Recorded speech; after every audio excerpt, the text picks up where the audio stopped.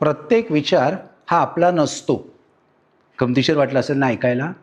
काही वेळेला तुमच्या मनात जे अनेक शंका आल्या असतील ना, की माझा बिझनेस खरोखर कसा चालला आहे, चांगला चालेल ना, काही वेळेला अनेक प्रकारच्या टेन्शन्स तुम्ही मनात घेताय, तर मी तुम्हाला खात्रीशीर सांगू शकेन, हा विचार कदाचित तुमचा नाही आहे. आमचे एक सीनियर ट्रेनर आहेत, त्यांच्या बाबतीत घडलेली घटना. त्यांना एकदा अचानक असा मनात विचार आला, की बहुतेक आपल्याला फायनान्शियल प्रॉब्लेम येणार वाटतं. मग त्यांनी शांत बसले. त्यांनी सगळं बँकेची आपली अकाउंट्स ओपन केली. त्याच्यात कितपत सेव्हिंग्ज आहेत ती बघितली. कुठे-कुठे इन्व्हेस्टमेंट्स केल्या त्या सगळ्या बघितल्या.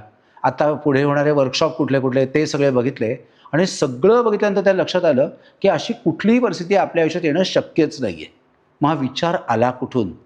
तर काही वेळेला आपल्याशी जी इंटरॅक्शन करणारी लोकं असतात ना, त्यांच्या मनातला हा ताण अलगदचा त्याने आपल्या मनात पास ऑन केलेला असतो. काहीला आपण त्याच्यावर खूप सारा विचार करतो आणि त्याचं मूळच सापडत नाही, की माझं मन असं उद्विग्न का झालं आहे? मला स्ट्रेस का येतोय? तर सिम्पली यालाच नॉर्मल भाषेमध्ये म्हणतात इन्फेक्शन आणि प्राणिकलींच्या भाषेत आम्ही त्याला म्हणतो कंटॅमिनेशन. हो, विचाराचं सुद्धा कंटॅमिनेशन होतं. मग प्रश्न यापासून वाचायचं कसं? अगदी सिंपल आहे. मीठ लावून अंघोळ करा आणि मेडिटेशन ऑन ट्विन हार्ट्सची प्रॅक्टिस करायला सुरुवात करा. भेटूया.